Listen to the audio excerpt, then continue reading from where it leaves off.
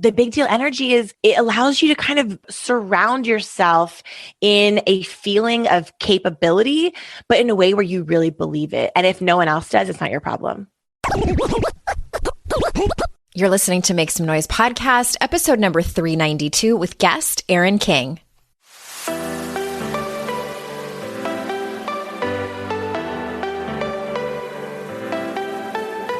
Welcome to Make Some Noise podcast, your guide for strategies, tools, and insight to empower yourself. I'm your host, Andrea Owen, global speaker, entrepreneur, life coach since 2007, and author of 3 books that have been translated into 18 languages and are available in 22 countries.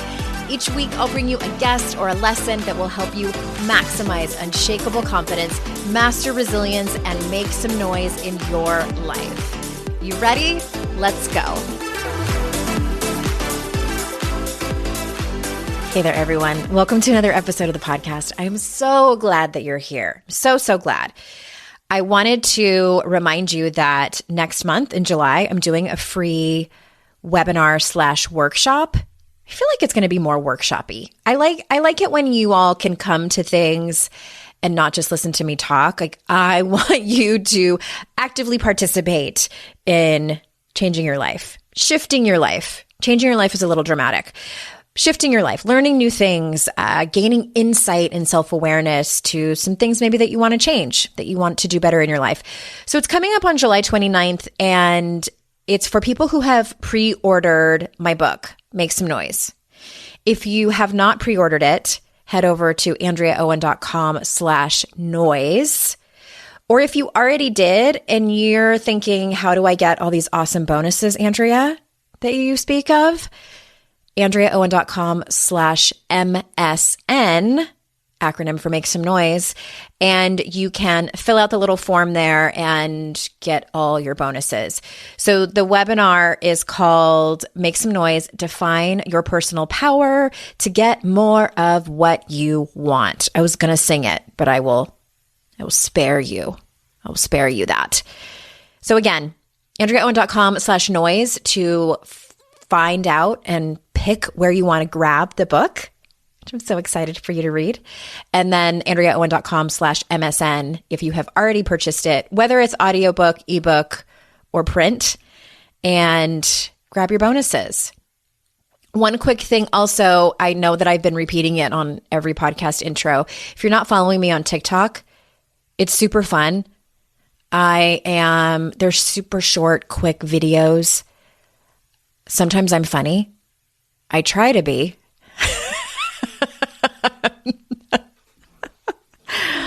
Amateur comedian. I think that's a stretch. But it's just a fun app. It really is not just teenagers dancing. There is that too. But as I've told you, the algorithm will figure you out. It will show you videos that you like. And it's just fun. It's wildly entertaining. I am over there giving life advice and making fun of the personal development industry a little bit because we can't take it too seriously. And sometimes I repost them over on Instagram Reels, but it will only let you do them if they're 30 seconds or less. And TikTok videos sometimes are 1 minute. I'm at Hey Andrea Owen on both of those platforms. So come and say hi. I'm just having a whole lot of fun over there, and I would love to see you. All right, Erin King is here, and you may have seen me talk about her new book on my Instagram stories a couple of weeks ago. She sent me a copy of her book, and I like her so much just as a human. She's fantastic. But I also like her because she and I are a lot alike. So if you like my personality and the things that I teach about, you are going to love this interview and her book. So for those of you who are just hearing about her for the first time, let me tell you a little bit more about her. Erin King is a best-selling author, 3 times entrepreneur, and the CEO of the Socialite Agency. She's helped clients ranging from the Academy Awards in Hollywood to the United States Navy at the Pentagon communicate more compellingly using her award-winning pub method. She is the author of Digital Persuasion and You're Kind of a Big Deal, which both draw from her personal and professional experiences, having founded 3 companies before the age of 40. Off duty, you can find her either mountain biking with her husband, Hartman, FaceTiming with her huge, crazy Irish family, or being an annoyingly extra dog mom to a cavapoo named Betty White. So without further ado, here is Erin. Erin, I finally have you on the show. Andrea, it is so nice to see you. And thank you so much for having me. I'm so stoked to be here. I am so happy you're here too. And I had to cut us off or else we would have just talked and talked and talked. I can tell that you and I are a lot alike. And when I saw the title of your book, I knew that I had to have you on because I know that you can see me on video, but the people can't. I'm going to show you this really quick, that I have this nameplate that says God. I'm kind of a big deal. That's incredible. Which is the title of your book. You're kind of a big deal. Level up by unlocking your audacity. Yes. Well, I love that you have that name tag because that's the whole idea, right? Is to constantly remind ourselves that we have what it takes. We are more than ready and we are going to kill it. We're going to crush it. We're going to do it. We're going to do the thing. And just reminding ourselves that's half the battle, right? Yes. I'm glad I've had a lot of coffee this morning. All right. Can you tell the story that you tell? I feel like it's in the introduction of your book. It might be in the first chapter when you were in a meeting with a bunch of dudes and you had an experience. I know I'm making it sound a lot sexier than it really was. Yes. I didn't mean to set it up like that. Can you tell this story for the audience? Oh, sure. Well, let's just flash it back to the year 2014. The hot song on the radio is Taylor Swift's Shake It Off. And the hottest startup in the world, in my opinion, was my startup, which was a tampon delivery service called PMS.com. So we were a Dollar Shave Club for women's monthly healthcare needs, and Forbes magazine called us the tampon fairies because we were period prep, magically delivered monthly. Ding. So perfect. If you've ever been that gal reaching into the stall and being like, cute shoes, sorry, this is awkward, do you have a tampon? You know, it's like the most uncomfortable position to be in. And so I thought this was a genius idea.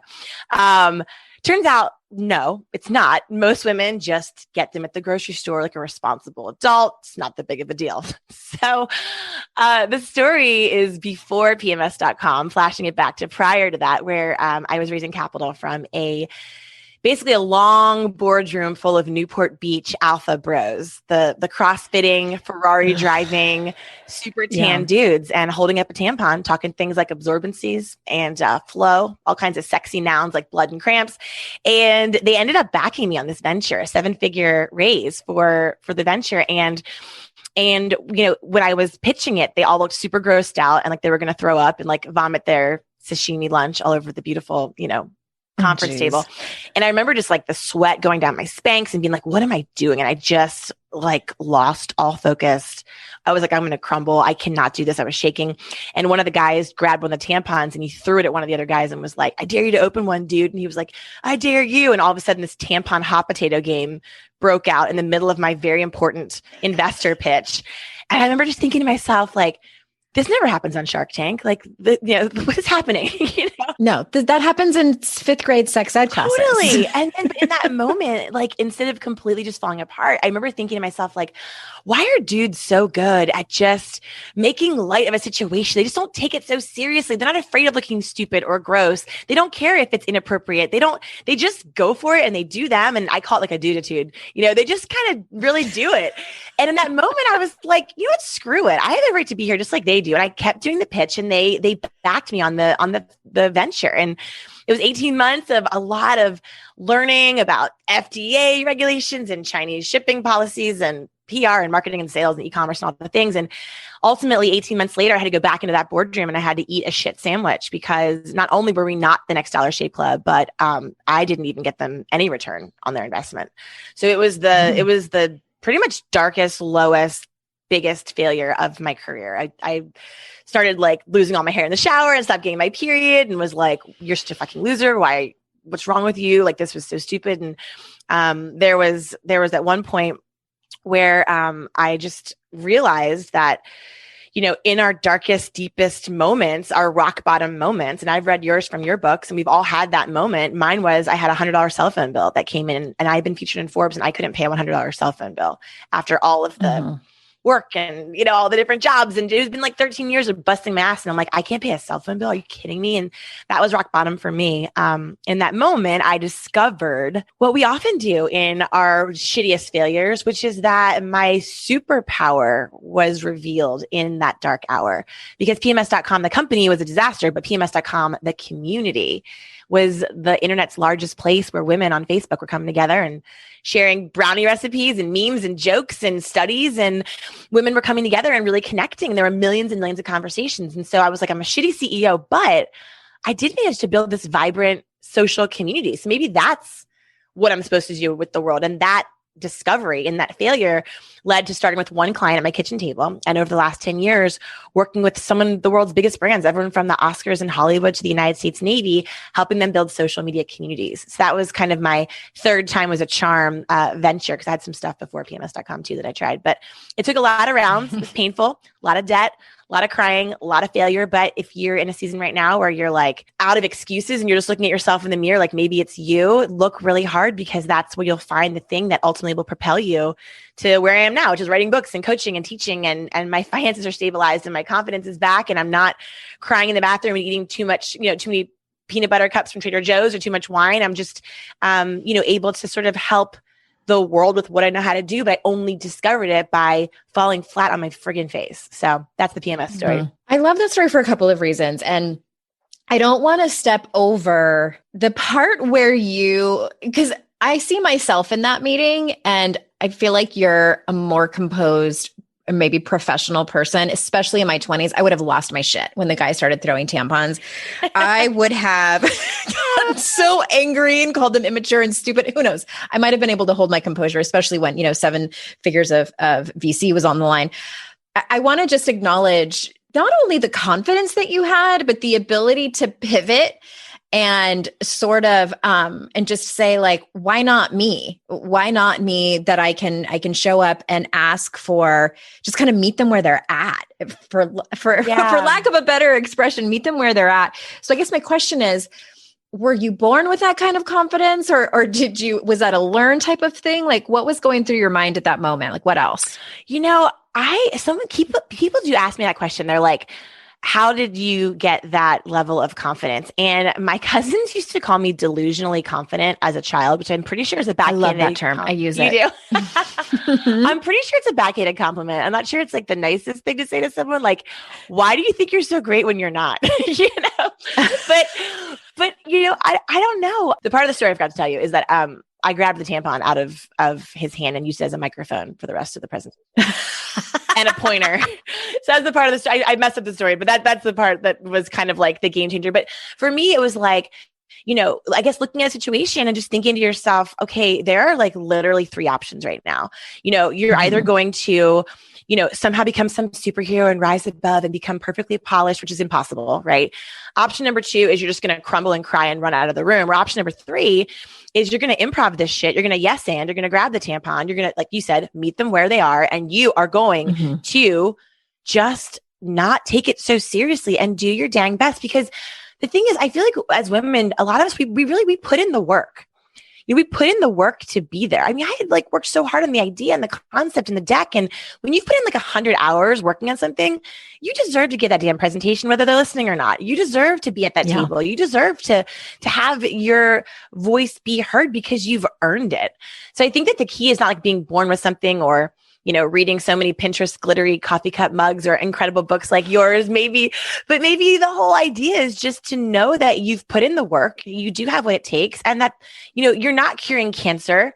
You're not, this is not the end of the world. This is like, you need to show up, do your best, and the sun will rise again tomorrow, So I think it's just kind of more perspective. And that's the dude-itude that I was talking about with guys. It's like, they can go for it. They can step up. They can do big things. But at the end of the day, I mean, they don't blame themselves for the failure. They just blame the thing. They blame it was the pitch, or it was the client, or it was the thing. It wasn't them. Whereas women tend to blame themselves.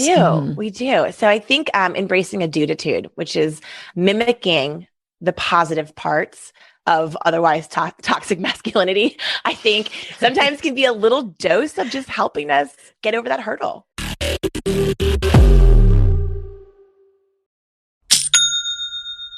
Shopify's already taken the cash register online, helping millions sell billions around the world. But did you know that Shopify can do the same thing at your retail store? Give your point of sale system a serious upgrade with Shopify. With Shopify, you get a powerhouse selling partner that effortlessly unites your in-person and online sales into one source of truth. Track every sale across your business in one place and know exactly what's in stock. Connect with customers inline and online. Shopify helps you drive store traffic with plug-and-play tools built for marketing campaigns from TikTok to Instagram and beyond. Get hardware that fits your business. Take payments by smartphone, transform your tablet into a point of sale system, or use Shopify's POS Go mobile device for a battle-tested solution. Sign up for a $1 per month trial period at shopify.com/noise, all lowercase. Go to shopify.com/noise to take your retail business to the next level today. Shopify.com/noise. Today's podcast is sponsored by MIDI Health. Ladies, are you over 40 like me and dealing with hot flashes, insomnia, brain fog, moodiness, some vaginal dryness, or weight gain? Don't just accept it as part of aging. These symptoms are often linked to hormonal changes during perimenopause and menopause. At MIDI Health, they get it. Their experts know what you're going through and how to help. MIDI clinicians are menopause specialists offering safe, effective, FDA-approved solutions. And guess what? MIDI care is covered by insurance. So stop pushing through it alone. Schedule a virtual visit and dive deep into your unique symptoms and health background. You'll walk away feeling heard and with a plan to start feeling better. Visit MIDI Health today and reclaim your well-being. You deserve to feel great. Book your virtual visit today at joinmidi.com. That's joinmidi.com. joinmidi.com.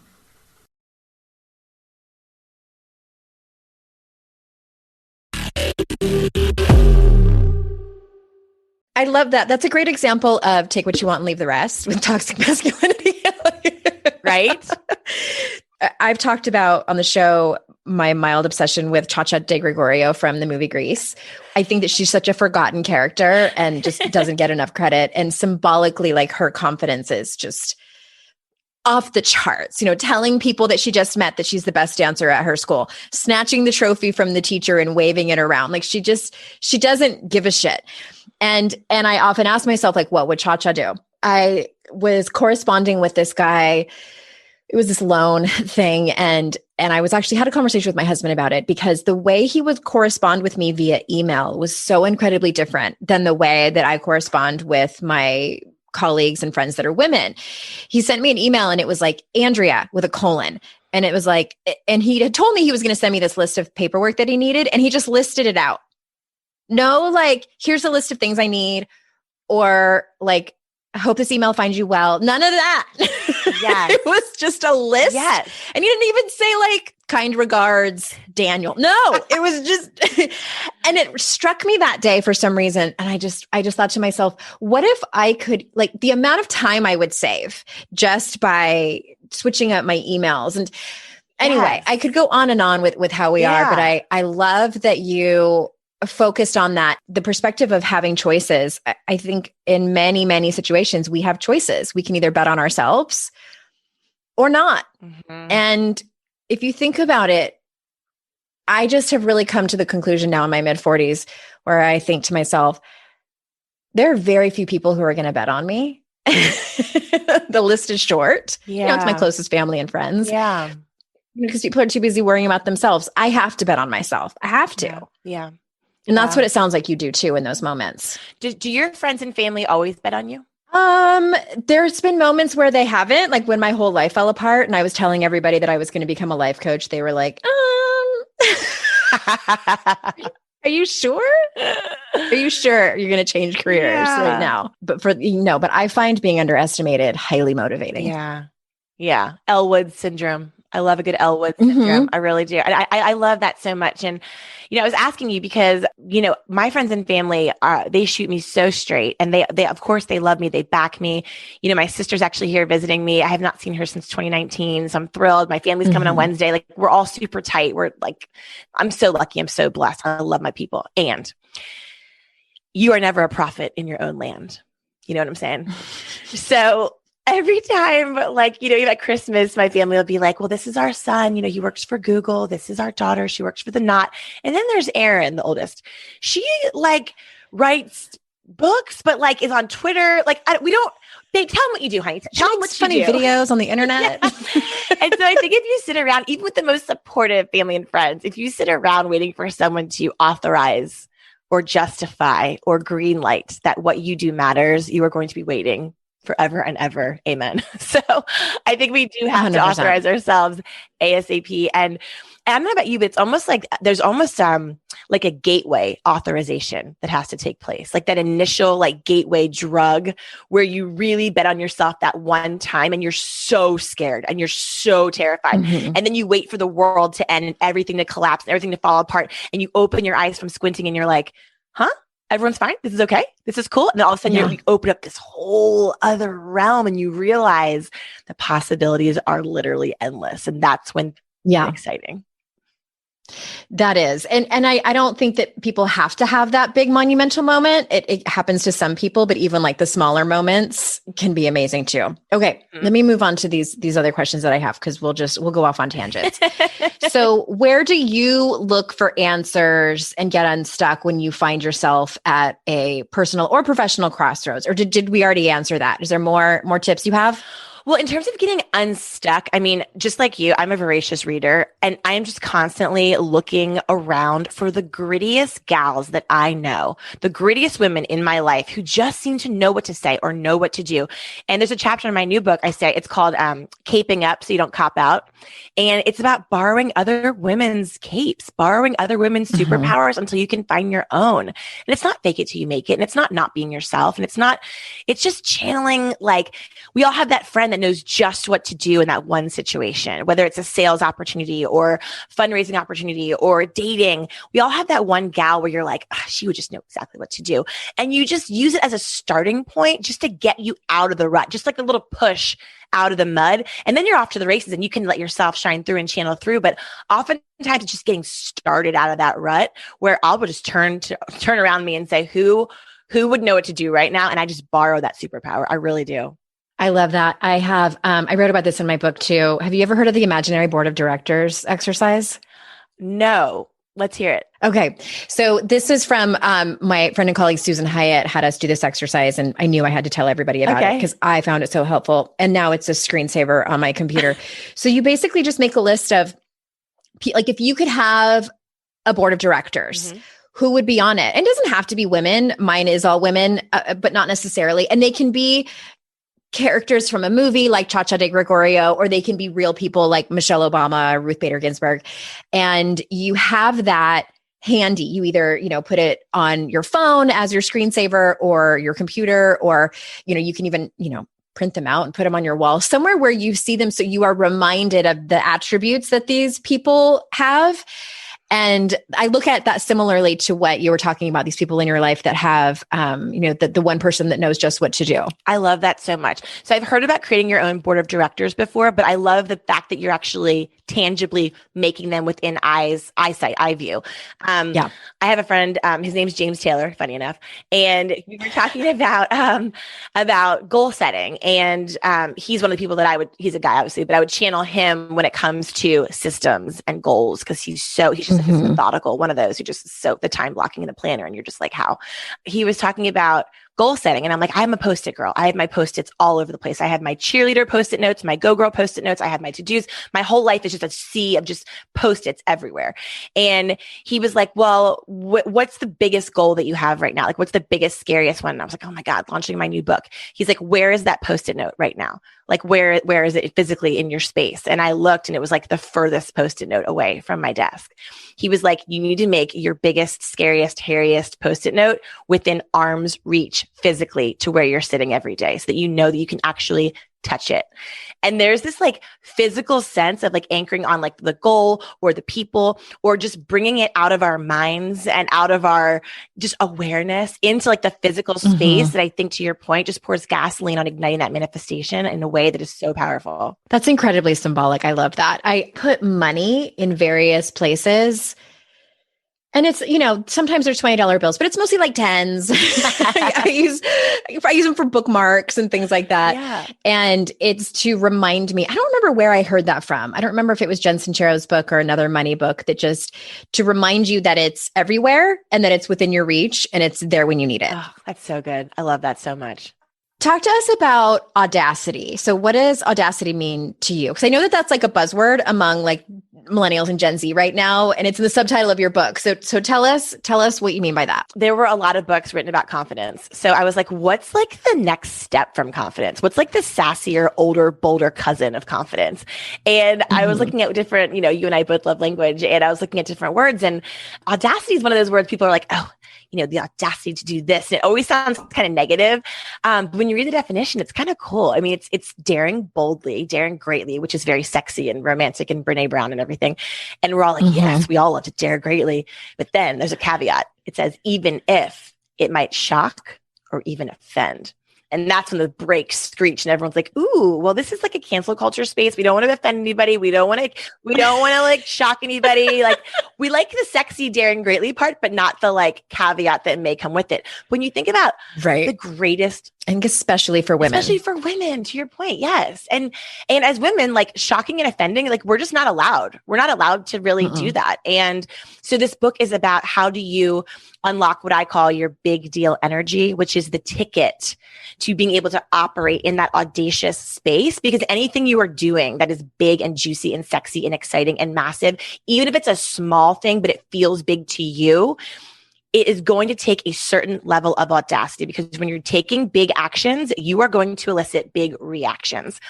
And so this book is all about reframing people's rejection or pushback or weigh in or whatever at you, reframing that, reprogramming our good girl, ghosting our inner good girl brain from like, ooh, red light, scary, pause, put on the brakes, to reframing that. And that actually, like, big actions drive big reactions. So maybe people's big response is actually a green light. Maybe it's actually a blinking indicator that you're actually finally on the right track to making it happen. So that's what the book's all about. And there's all these different strategies around unlocking your big deal energy and what that means and how you step into that. And a big part of that is like, one of the chapters is called Your Fears Are Fake News, and talking about all of the fake news narratives that we as women particularly, again, spin for the most part, and how you can start to unravel those and rewrite those. Okay, you're speaking my language over here. I love that. And I love, yes, this is dirty talk to me. I also love taking words back. And my friends and I have been talking about the word conceited and how much I love the word conceited, partly because in middle school, I don't know if it's the same now, but I was in middle school in the late 80s. That was a long time ago. And to be called conceited, even in high school, was the worst thing you could ever be called. And I'm like, I want to take it back. Like, hold on. Let me see what Siri says about what is the definition of conceited. Define conceited. Excessively proud of oneself. Vain. Excessively proud of oneself. Interesting. And why not? Like, why not be excessively proud of oneself? I love that so much. Like, yes, let's have the audacity. And even the word opportunistic. Like, I know that I've used that negatively and, describing some people, but then I'm like, why not? Yeah.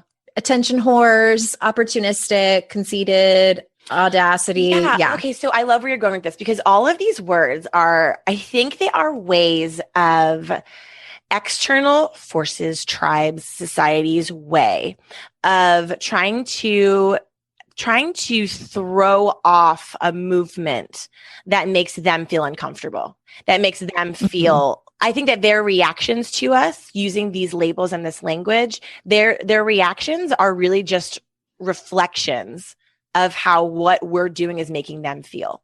So when we're taking up space, when we're making the big move, when we're making the big ask, when we're saying the conceited, audacious, insert controversial adjective here, move, it forces them to look at their own choices and their own life and their own world through a lens they'd rather not. And so, it's this idea that, like, you can either listen to your internal GPS, which I call the inner GPS lady, or you're looking for answers externally. You're Googling, you're asking your friends and family, you're copying everyone on Instagram, whatever. I mean, you really have two spaces to turn for a guide, for a compass. And I think the thing that's interesting is like, we know that deep down, we know that feeling. You know the feeling when you're in flow, you know when you're in alignment, you know when you are out. Feel alive. Yeah. And you know when you're not, right? But that's because our intuition is individual. Like intuition is not a collective experience. Like the herd does not have intuition, right? Like you have intuition, only you. And so it's interesting that we know we're the only ones that can make the call. We know we're the only ones that know the direction to go. We know we're the only ones that are chasing down the goal, the dream, the thing. And yet we still allow the cacophony around us to weigh in with those types of get back in your space, get back in your place, get back in your box, limiting adjectives. And it's interesting to call those out and to use your word, reclaim them back. Okay. Yes. And it's all of those things. And it's our culture has created this conditioning to, I believe, to keep us quote unquote in line. And, and by us, I mean women, to keep us in our own lane so that we can continue to have the way that the system is set up. And it's, you know, and it's patriarchy. And like, let me always say, I always have to give the disclaimer, patriarchy hurts men too. Yeah. And but it's those words. And it's funny, I was reading your book, you quote the same Pew research that I did in my book so talk about that they did research about certain words and attributes that were looked negatively or positively for men and women. And what did they find?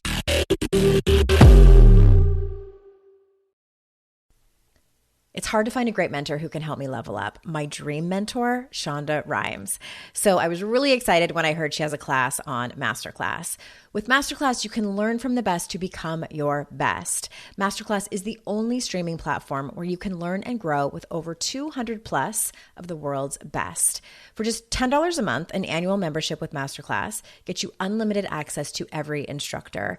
And you can access Masterclass on your phone, computer, smart TV, or even in audio mode. I'm always looking for ways to be a better writer, so I took Shonda Rhimes' screenwriting class. It helped me gain concrete technical advice, including structuring, the writing process, and with shows under her belt like Grey's Anatomy and Bridgerton, it was so helpful. Plus, every new membership comes with a 30-day money-back guarantee. Don't wait another moment to start your learning journey with Masterclass. Right now, our listeners get an additional 15% off any annual membership at masterclass.com/Andrea. That's 15% off at masterclass.com/Andrea. Masterclass.com/Andrea.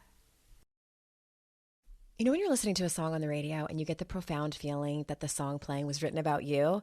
Now imagine having the power to gift that same incredible feeling to someone you love with an original song from Songfinch that actually is written just for them. Songfinch lets you create an original radio quality song inspired by your own life and the people you love. It's completely unique, personal, and lasts forever. Whether your song is for Father's Day, an upcoming graduation, wedding, or anniversary, or even just a gift to show your loved one how much you care, start your song now to lock in one of Songfinch's top artists. I gifted Songfinch to myself, a song about my late father, and I'm so excited to play you a clip. Flipping through the slides of learning how to live and how to love, and coming undone, a father daughters without, so she writes it down. One of my clients heard about Songfinch from this podcast, and so she had a song created for her son who was graduating, and she told me that they both cried when she played it for him and that it exceeded her expectations. For a limited time, Songfinch is letting our listeners upload their song to Spotify for free, so you and the lucky person you gift it to can listen to it anywhere, anytime. Go to songfinch.com/noise and start your song. After you purchase, you'll be prompted to add Spotify streaming for your original song for free, a $50 value. Again, my URL is songfinch.com/noise. Don't forget to share your song with us too. songfinch.com/noise.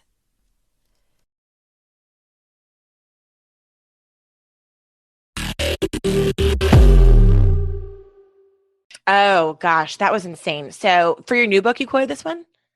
I love it. Oh my! It was a recent study. It was like 2018. Yes, and when you read it, didn't it just stop you dead in your tracks? Like you couldn't unread it, and all you wanted to do was like unknow this was real. This study was saying that in 2018, not in 1918, not in 1818, right? Not in the 1950s. They literally had these adjectives, and it was like ambitious, leadership, confidence, all these like positive adjectives. And it basically had everyone ranking it from favorable to not favorable. And these powerful adjectives were ranked as favorable for men and non-favorable for women in 2018. And then the adjectives beautiful, kind, compassionate were ranked as most favorable for women and not for men in 2018.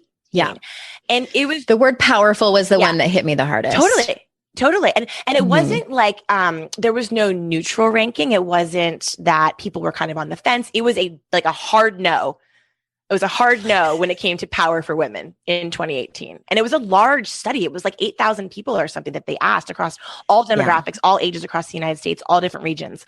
It stopped me in my tracks, and it just was a great punch in the face reminder that as far as we've come, we have so much fucking work to do. That's one of my biggest points too, is it's a yes. And yes, we have come a long way from women not being able to get credit cards without their husband's permission, from being able to vote, like those types of things. And there is still so much work to do.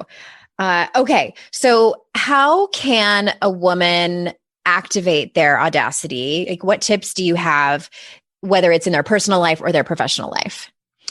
Well, one of the things in the book that we talk about is what you said earlier, where I was like, you have to, there's usually a groundbreaking, like a gateway moment where you cross it over and then you realize that you actually can, that the should is bullshit kind of thing.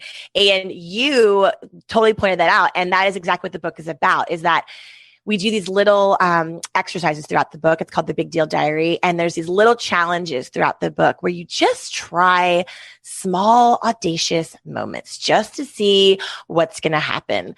And the most incredible thing is like that it's this muscle that we are exercising in the smallest ways. Like I tell a story in the book, and I'm very clear. I'm like, look, this is not Malala fighting off the Taliban brave. Okay, this is not Bethany Hamilton, arm eaten by a shark, heading back to the lineup tomorrow, brave. This is like #basic AF brave.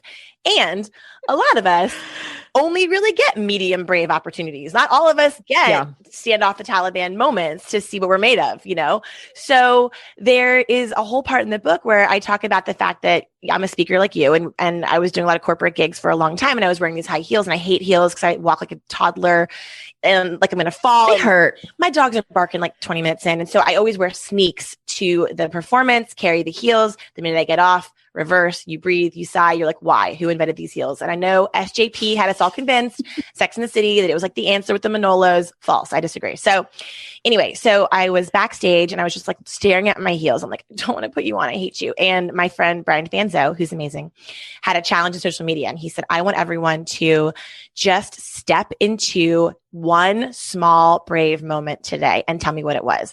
And when he said step into it, I was looking at the heels and I was like, I don't want to step into those. And so I remember I was backstage and I was like, what if I just like wore these black high tops? Weren't they Converse? Yeah. On stage with like a bright pink, like J. Crew preppy. This is not a look. Okay. I'm not saying I'm a fashion plate to begin with, but this is not a look.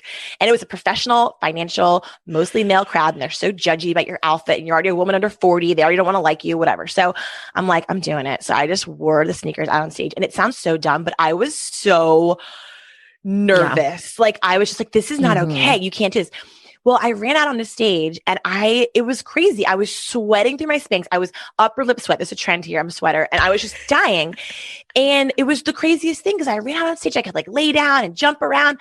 And I got my very first standing ovation of my entire speaking career wearing these damn shoes. And it's such a dumb thing to do. But I walked off stage and I was like, oh, just step into who you are. Even if you think people are going to judge you, even if going to not work or fail or be stupid or not be allowed. Something so dumb as a pair of sneakers unlocked this whole chain of reactions of audacity moments. And so it's moments like this in the book that we try to uncover for you as the reader. Like, what is the pair of sneaks that don't go with the outfit, that is not appropriate, but that might potentially unlock? I think I saw a picture of you. It looked cute. I mean, they were at least like some classic shoes and not like some like New Balance, like mall walker shoes. You know, I feel like it worked. Thanks, Andrea. You're sweet.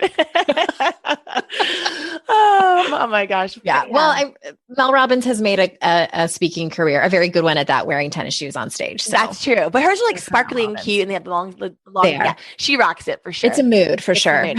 But whether it's sneaks or whatever, the book is about like, what are those like little random things that you just feel like you can't do that, but can you? And what might happen, you know? So that's a lot of the book is like uncovering what that is for you. Yeah. Okay. I love that. I think we have time for just one more question. So I want to talk more about this big deal energy, which is, I love, partly because it's, I know, a spinoff of another big D energy. So tell us about that. Okay. So we know big D energy, for those of you who are listening, is a phrase that has been kicked around the last couple of years, which is used to describe men who just have this presence. They have this quiet sense of self, this confidence. They just know who they are. They don't have to brag about it. They don't have to shout about it. They don't have to force it. It's very attractive. It's very sexy. It stands for big DICK energy. Okay. In case you guys don't know, break it down.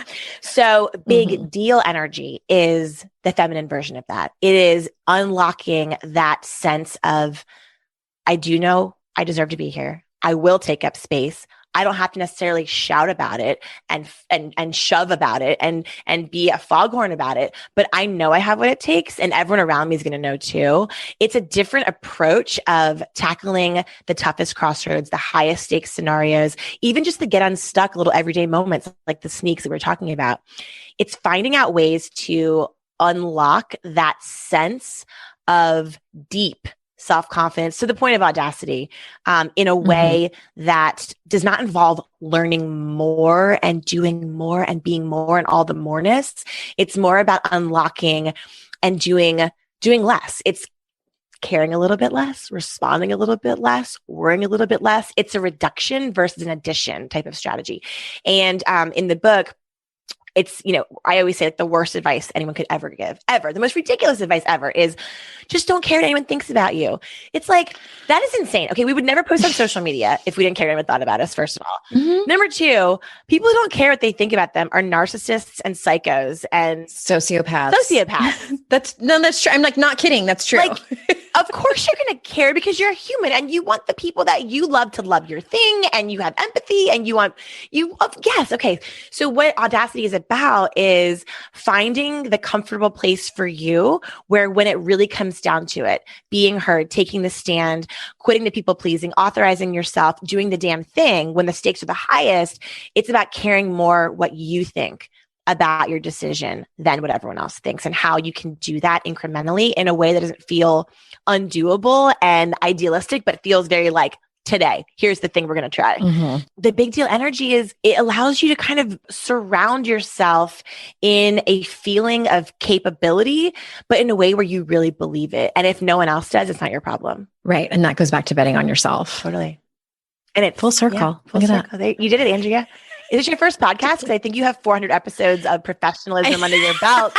That was brilliant. A little tiny bit of practice. Yeah. I love your show. Okay, everyone needs to go out and get your book. You're Kind of a Big Deal. Level up by unlocking your audacity. Where do you want people to go? I know that you're active on Instagram. I follow you over there, but where else?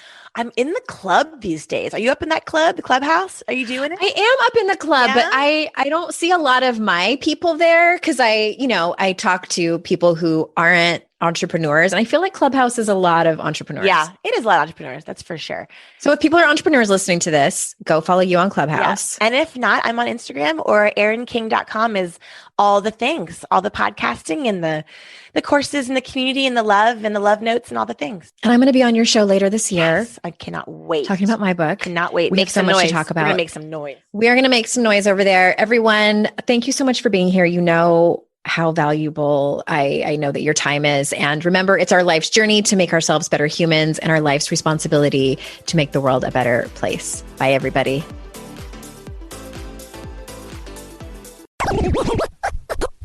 Hi there. Swinging back by to say one more thing. You know how I'm always giving advice over here on the show and on social media. And a couple of those things is that I'm always telling you to ask for what you want, be clear about it, and also ask for help. So I am taking a dose of my own medicine, and I'm going to do that right now. It would be the absolute best and mean the world to me if you reviewed and subscribed to this show, Make Some Noise Podcast, on whatever podcast platform of your choice. And even more importantly, it would matter so much if you shared this show. Sharing the show is one of the few ways the podcast can grow, and that also gives more women an opportunity to make some noise in their lives. You can do that by taking a screenshot when you're listening on your phone and sharing it in your Instagram or Facebook stories. If you're on Instagram, you can tag me at Hey Andrea Owen, and I try my best to always re-share those and give you a quick thank you DM. And also you can tell your friends and family about it. Tell them what you learned, tell them a really awesome guest that you found on the show that you started following. Whatever it is, I appreciate so much you sharing about this show.